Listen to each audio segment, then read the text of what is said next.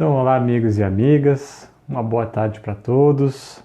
Estamos aqui nos conectando para a palestra online no Facebook, nas redes sociais do Centro Espírita Leon Denis de Porto Alegre. Nós iniciaremos em breves instantes, no nosso relógio ainda faltam um minutinho, mas entramos um pouco antes para já ir fazendo a movimentação nas redes sociais, para que você já possa ir se organizando para iniciarmos em breve a nossa atividade. Às 15 horas nós vamos iniciar com uma leitura preparatória, faremos a prece de abertura, na sequência abordaremos o tema do nosso encontro de hoje e depois a prece de encerramento. Vamos aguardar então mais um minutinho para iniciarmos às 15 horas.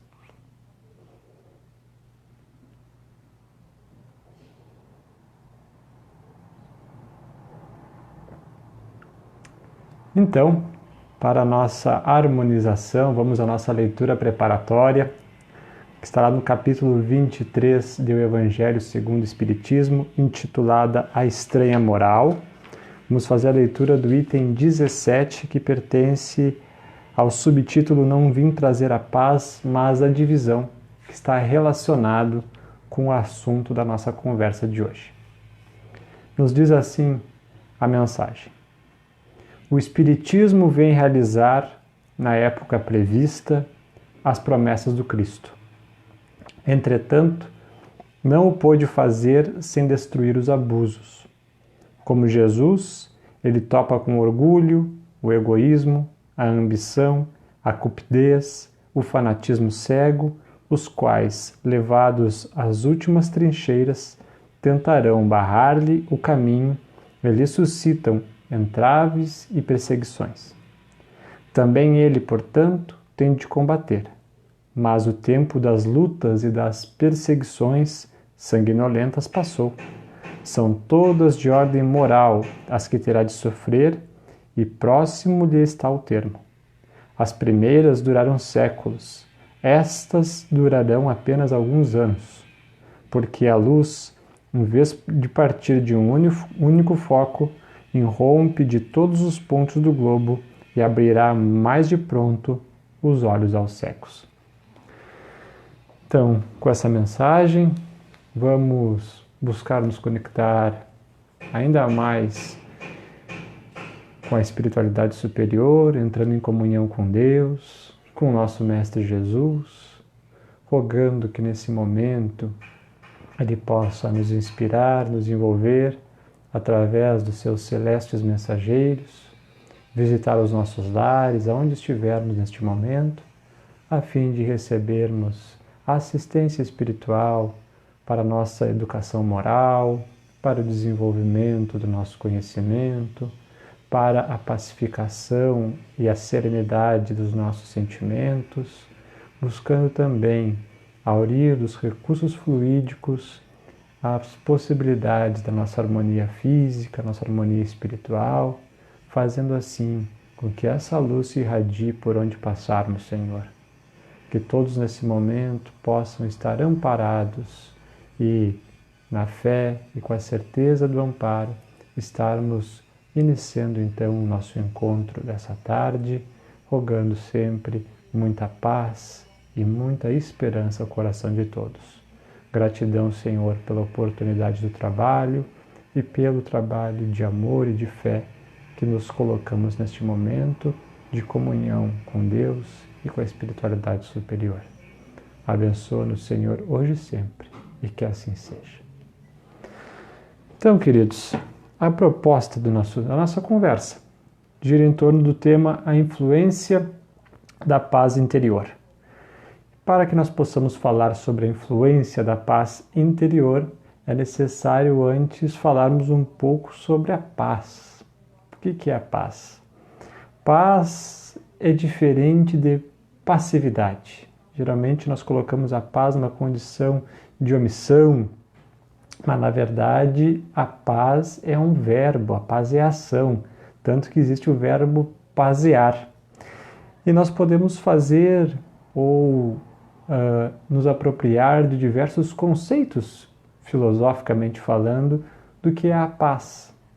mas a que mais agasalha o nosso coração nesse momento e que ela em si não tem nada de absoluto, nós podemos dizer que a paz é um esforço não violento para a manutenção da harmonia.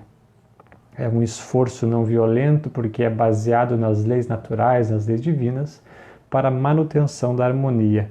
E nós percebemos que isso ocorre naturalmente, é um fenômeno da natureza.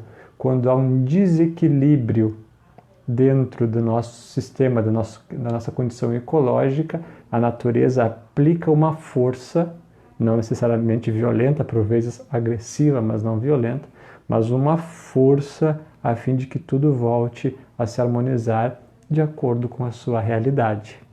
Por que nós dizemos isso? Porque geralmente nós acreditamos que a paz é a ausência de conflito, que a paz é a acomodação, é a omissão.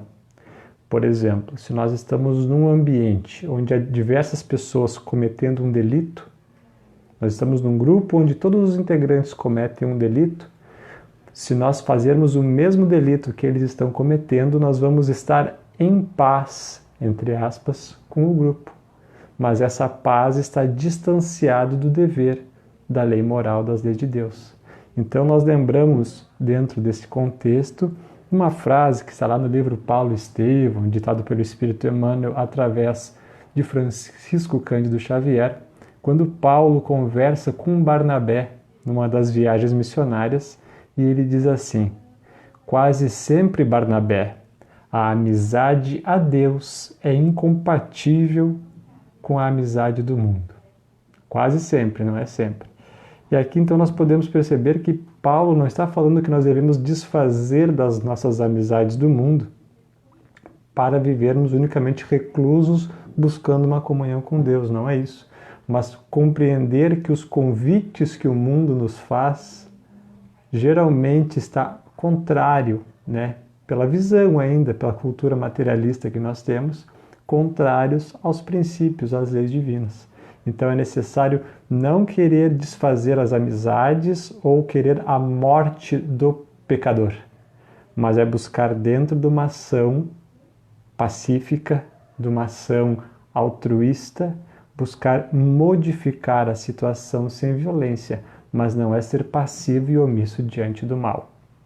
Por isso nós vamos entender a passagem central do Evangelho de Jesus que vai nortear toda a nossa conversa.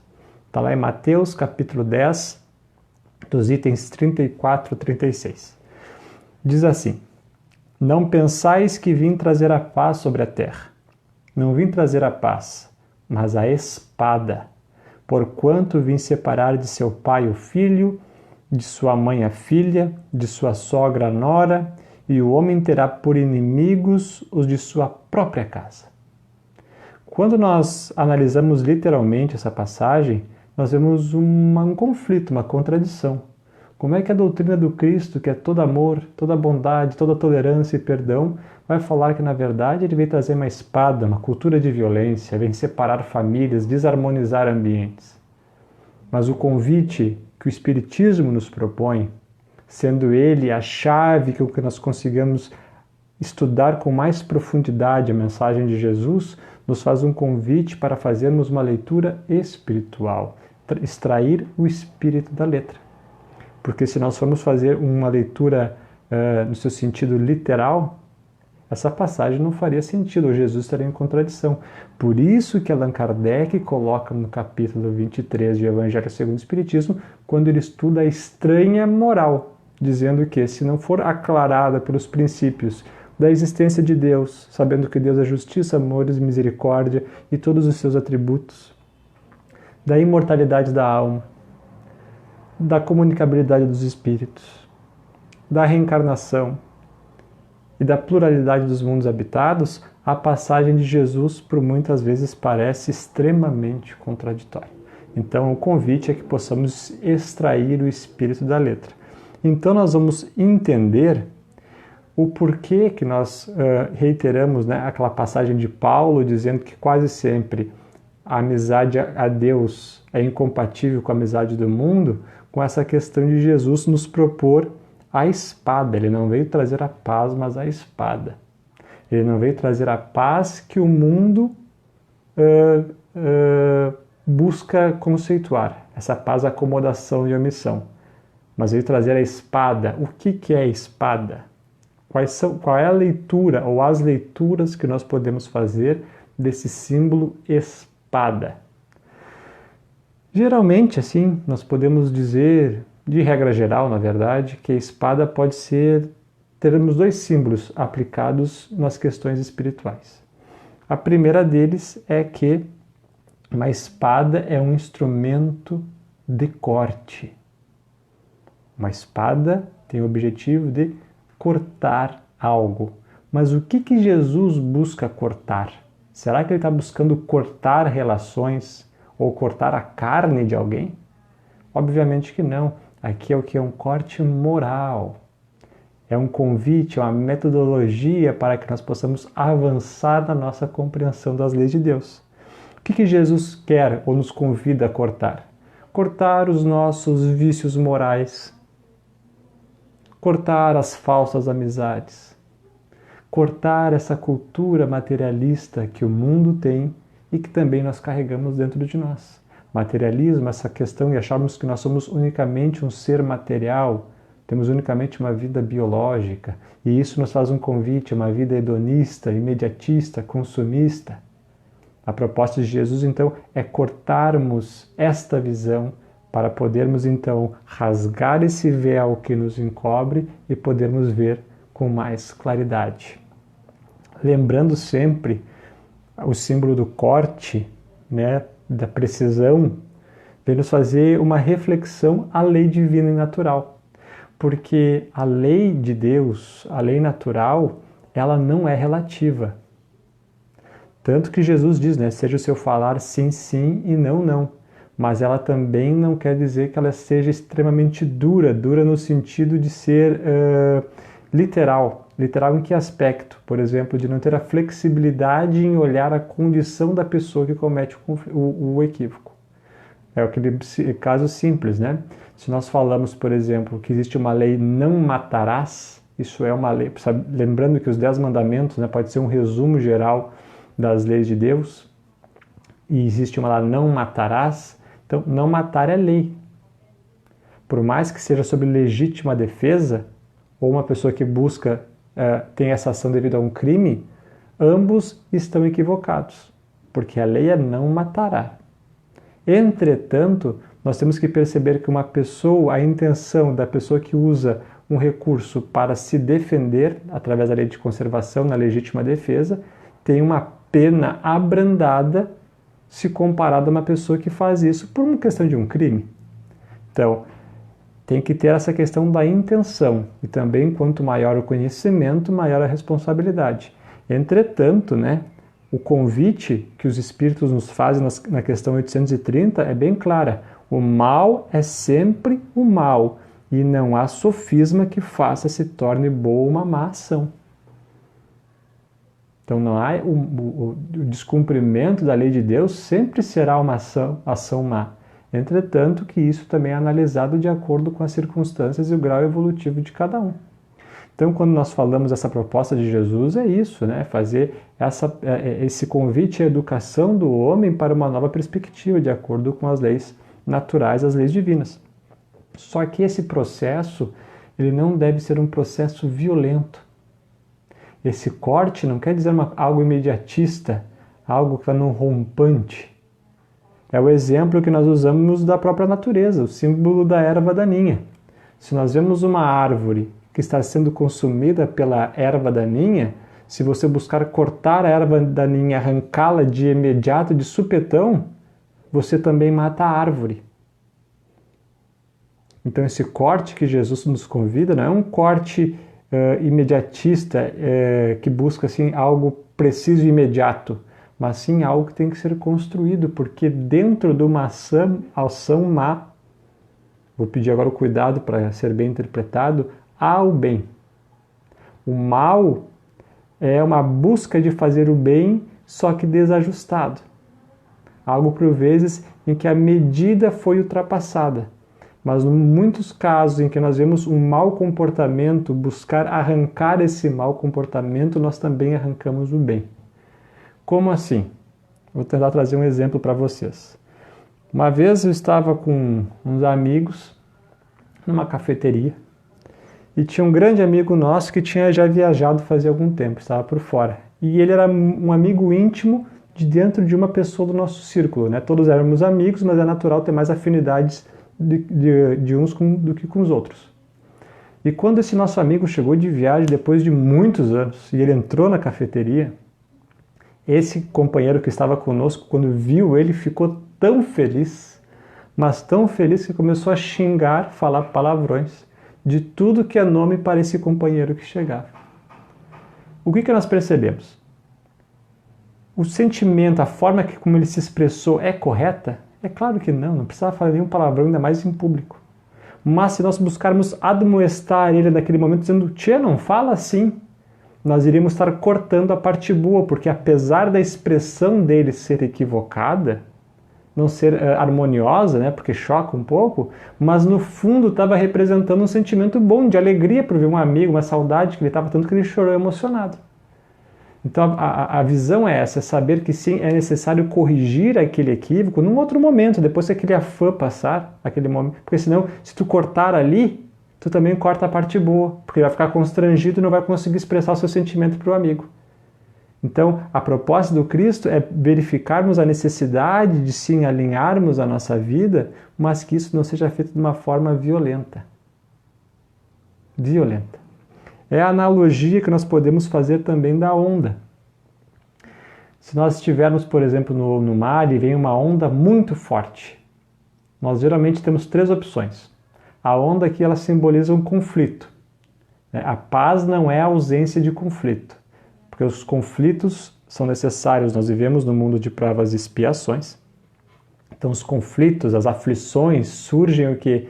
Para que nós possamos superá-la e amadurecermos espiritualmente. Tanto no nosso campo moral, desenvolvendo a paciência, o perdão, a tolerância, a benevolência, quanto também a nossa inteligência. Porque quando nós estamos em alguma crise, nós sempre estamos buscando o bem-estar é justo, então nós desenvolvemos a inteligência para criar recursos para superar aquilo. Então os conflitos são necessários. A paz não é a ausência de conflito, mas é a forma como nós administramos o conflito baseado nas leis de Deus. Essa que é a grande proposta, a grande reflexão. Então, se está vindo uma onda, e a onda aqui simboliza o conflito, o que nós podemos fazer? Primeiro, nós podemos buscar furar a onda. Ter aquela coragem, né? Pegar e furar a onda. Isso aqui representa o quê? Ser direto, às vezes ser grosseiro, ser violento. Se você buscar furar uma onda forte, o que ela vai acontecer? Ela vai te carregar, ela vai te levar. Você não tem força. Então, não é o caminho. Se você buscar correr, fugir, se omitir, a onda também vai te pegar. Então o que nós temos que fazer? Aprender a surfar. Surfar, administrar aquilo. Para que a gente não se comprometa também e o desafio, a aflição, o conflito não nos carregue. Não nos coloque numa condição onde nós vamos entrar num turbilhão e vamos nos perder, com o risco de nos afogarmos. Então a espada de Jesus é isso, é compreendermos a direção, mas aí aplicarmos uma medida para conseguirmos viver em equilíbrio, sem usar a violência para machucar o próximo nem a si mesmo. Mas é não se omitir. Não há mais como andar com o pé na sombra e na luz. Não há justificativa para o mal. Os meios são tão importantes quanto o fim e o objetivo. E uma outra leitura que nós podemos fazer do símbolo espada é o instrumento do guerreiro. Então, de certa forma, Jesus está nos convidando para uma batalha. Uma batalha que pode ser tanto exterior, porque sim, porque é natural no nosso meio social quando surgem ideias novas, novas invenções, novas teorias ou novas revelações, doutrinas, ela gerar um momento de conflito. Ou seja, aquelas pessoas que são contrárias àquelas ideias, não a compreendem ainda, por vezes por alguns interesses, vai gerar algum conflito, uma batalha, mas não é uma batalha de física. Jesus estava prevendo o que aconteceria 2000 anos atrás, Mas hoje, como nós lemos na nossa leitura introdutória, não é mais agora uma batalha que nós vamos degladiar, né, fazer uma cruzada, mas é uma batalha moral, uma batalha no campo das ideias, para criar uma nova cultura, uma cultura espiritualista. Rompermos, destruirmos, combatermos o materialismo. Então também traz essa ideia, mas claro que não é no sentido de violência, mas sim de ação pacificadora. Mas também há a batalha interior, e é aí que é o escopo, né, que é a grande coluna central da nossa conversa. Porque à medida que a pessoa luta interiormente, ela deixa de brigar exteriormente. Então tem essa questão agora de olhar, né, nós pegarmos a espada e fazermos essa batalha interna entre o nosso lado sombra e o nosso lado luz. Mas não buscando julgar os defeitos, as dificuldades, mas sim identificá-los e educá-los. É o símbolo do guerreiro, mas não que nós tenhamos que usar a aplicação da força e da violência. Nós lembramos, por exemplo, do livro Bhagavad Gita. O livro Bhagavad Gita, a epopeia hindu, fala sobre isso, a luta entre os Kurus e os Pandavas, onde o príncipe Arjuna não queria lutar contra os seus primos e seus parentes, mas ele é esclarecido por Krishna, que sim, ele deveria se dedicar a essa luta, que pode representar sim os conflitos de ideia no mundo entre o bem e o mal, né? Como nós estamos num constante progresso e as ideias se renovam, e geralmente nós percebemos que sempre quando surge uma ideia nova há uma resistência, né? Schopenhauer fala sobre os estágios, né, das novas ideias, assim, dos combates que existem até ela se tornar compreendida entre todos. No começo ela é ridicularizada, é perseguida, e depois ela se torna popularizada. Isso aconteceu com o cristianismo, aconteceu com o espiritismo, e de certa forma acontece até hoje, mas é no campo mais das ideias, né, e dos valores, no campo moral. Então, dentro dessa batalha, vamos dizer assim, tem essa questão exterior, mas tem a questão do mundo interior. E o livro Bhagavad Gita apresenta bem isso, porque Arjuna também não queria lutar contra os seus inimigos interiores. Os primos, os familiares representam esses sentimentos menos puros, mais inferiores que nós carregamos ainda. O egoísmo, o orgulho, a vaidade, o narcisismo, a busca de poder. Toda essa movimentação desse ego enfermo que nós temos ainda, né? Então é necessário lutar contra eles também. Essa é uma proposta de Jesus, se tornar o guerreiro da paz. Por exemplo, Krishna aqui representa o eu superior, o self, né? A consciência. Porque quando nós dizemos ali, voltando para o início, quando nós falamos sobre Paulo e Barnabé, quando Paulo diz que quase sempre, né, a amizade a Deus é incompatível com a amizade do mundo, porque a amizade com Deus, onde é que são gravadas as leis de Deus? Na nossa consciência. Então é necessário olhar para dentro essa viagem interior. Compreender que as leis de Deus estão gravadas em nós. Isso é o eu superior. Na fala, na epopeia hindu, representa, por exemplo, Krishna. Contra o ego enfermo, que são esses sentimentos menos nobres. Então é necessário fazer essa batalha, subjugar o ego de acordo com o self, que são as leis naturais, as leis divinas. Também representado, aqui fica a dica de leitura, no livro Cepé, o Guerreiro da Paz, ditado pelo espírito Oscar Pitã e por vezes com mensagens ditadas pelo próprio espírito Sepete Araju, psicografado pela Beth Barbieri, que é colaboradora do Centro Espírita Leon Denis de Porto Alegre, uma obra lançada então pela nossa Federação Espírita do Rio Grande do Sul. Então, se nós falamos sobre essa necessidade dessa batalha interior, ela tem tudo a ver com a nossa reforma íntima. É necessário compreender que a paz do mundo começa em nós. Então é buscar essa pacificação interior. Lembrando que a paz não é um estado, uma aparência. A paz não está ligada com essa máscara que nós apresentamos para o exterior. Há pessoas que se mostram exteriormente, né? Tem até um estereótipo meio de guru, assim, de paz, de serenidade, mas por dentro é uma pessoa que está cheia de conflitos, né? Na menor contrariedade ou no dia a dia, na intimidade, é uma pessoa que mostra extremamente conflituosa. Então a paz não é uma aparência, né? A paz é um estado interior que reflete também o nosso mundo exterior. Mas a paz ela é conquistada de dentro para fora. Por isso que nós dissemos que A paz não é somente um estado de meditação ou de contemplação. Porque nós falamos, é necessário então nós buscarmos o autoconhecimento para desenvolver a paz interior. Sim, correto. Mas ela não consiste unicamente nesse movimento. É necessário reformar, sim, porque quando nós queremos reformar uma casa, é necessário conhecê-la. Saber onde é que estão seus pontos fortes e onde é que estão seus pontos fracos, para daí então haver a reforma. Se não fizer o autoconhecimento, não é possível reformar. Então, a proposta que o Espiritismo e que Jesus nos faz é o que? A reforma íntima. Então, autoconhecer-se para depois autoeducar-se e assim criar hábitos mais sadios. Então, o autoconhecimento tem um aspecto de meditação, de contemplação, de busca interior, de conexão com Deus, mas que só será efetivo como paz no momento em que ele se apresentar como obra. Por isso que nós dissemos, gente, que quando nós compreendemos a nossa essência e através dessa compreensão nós cumprimos com o nosso dever no mundo, daí nós adquirimos o que nós chamamos de paz, que é a paz de consciência. É a serenidade, é o estado de plenitude. Essa é a paz que o Cristo nos propõe, porque nós fizemos a auscultação interior e executamos aquilo que nos compete, então nós estamos profundamente alinhados com as leis de Deus, logo estamos em paz, que é a verdadeira felicidade, que é um estado de amor. Então, para que nós possamos ir encaminhando para o encerramento, é necessário também nós refletirmos os benefícios ou as características daquela pessoa que se tornou um pacificador.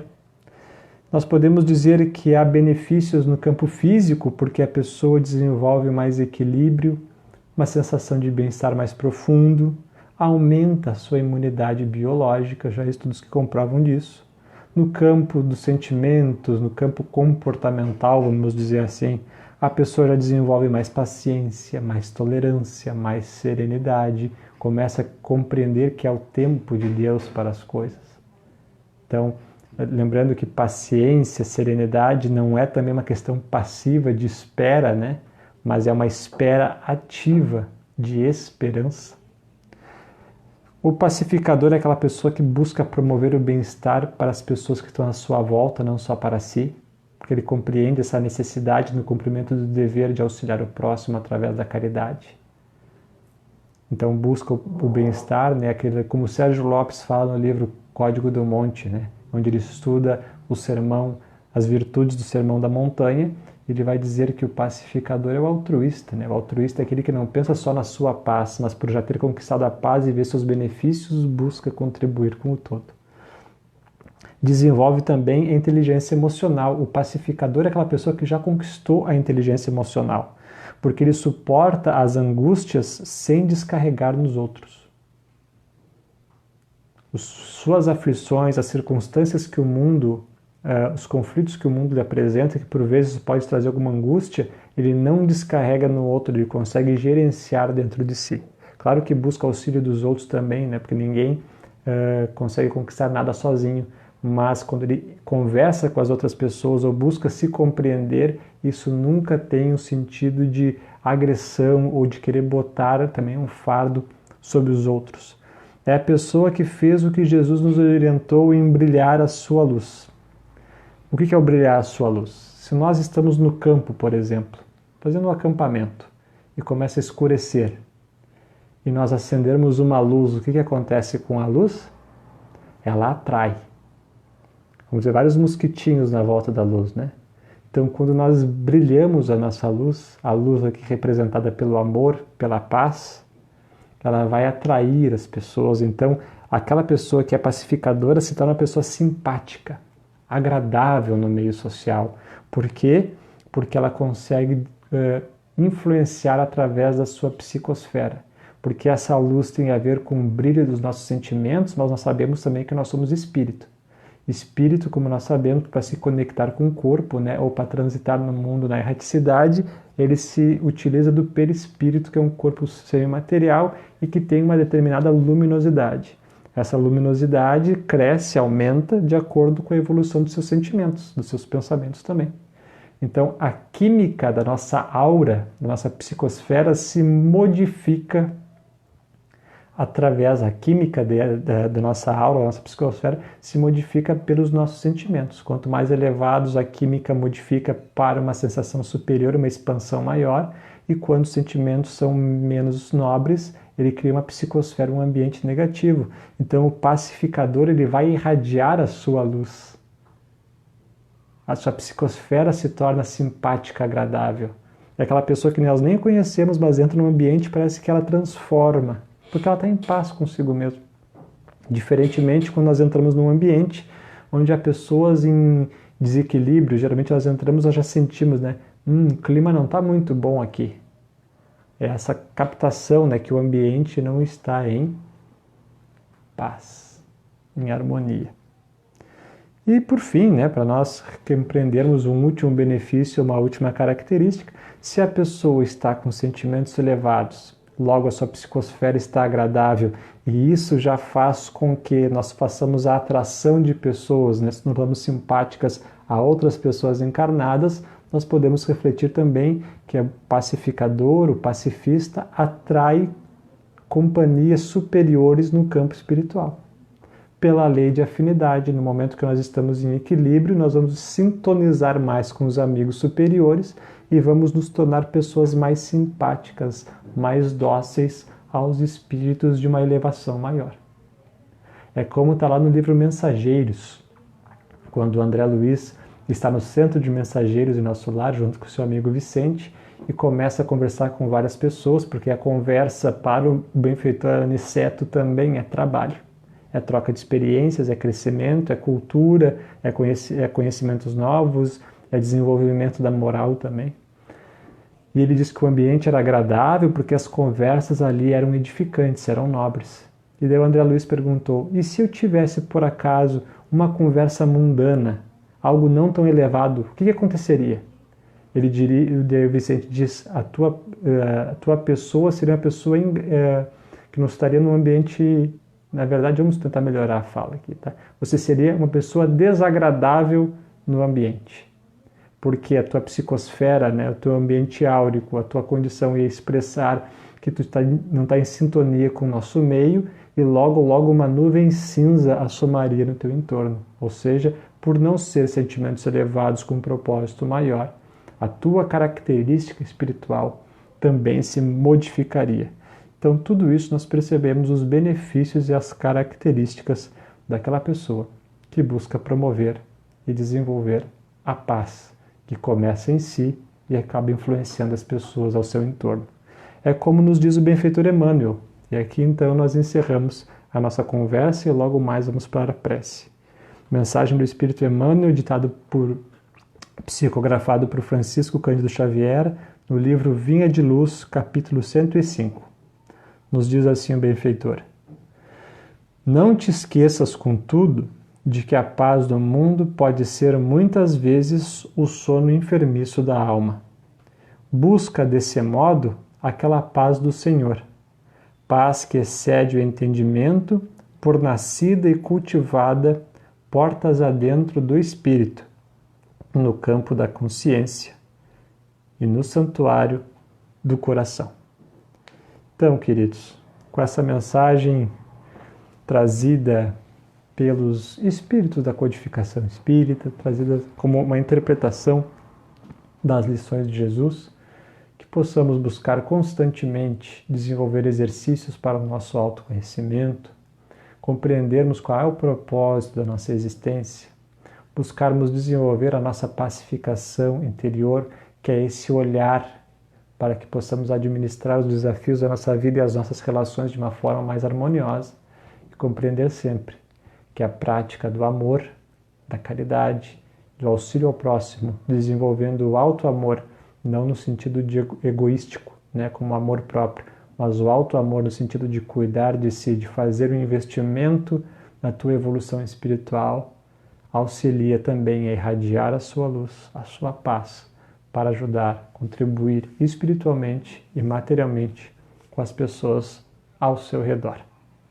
Com essa mensagem, então, nós encerramos a nossa fala e vamos convidar a todos para que possamos fazer uma oração de encerramento nesse momento. Quem assim desejar, fechar os seus olhos para que possa ter uma concentração maior, trazendo a figura amorável de Jesus na sua tela mental,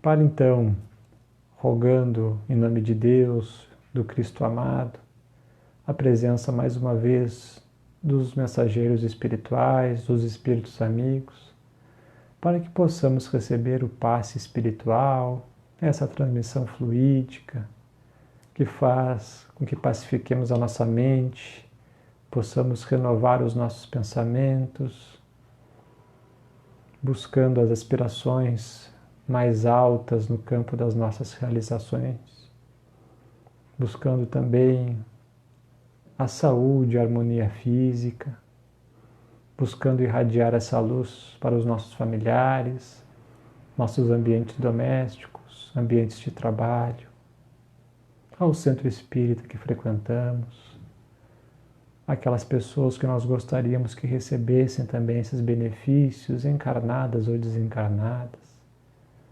Nós vamos vibrar também porque nós estamos nos sentindo bem, nos sentindo em paz, vibrar pela paz no mundo.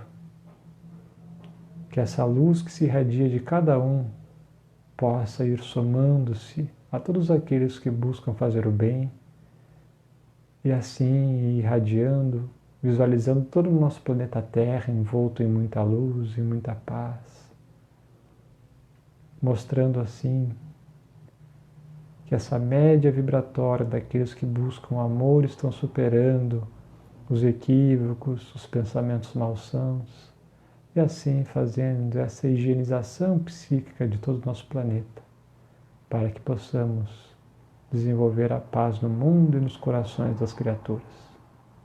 Gratidão, Senhor, pelo encontro de hoje, pela conversa fraterna, por estarmos aqui unidos, tanto pelos canais de comunicação, mas como pelos laços espirituais, e com esse sentimento de gratidão pela vida e pela oportunidade de trabalho, encerramos o nosso encontro de hoje, rogando a todos que permaneçam em muita paz.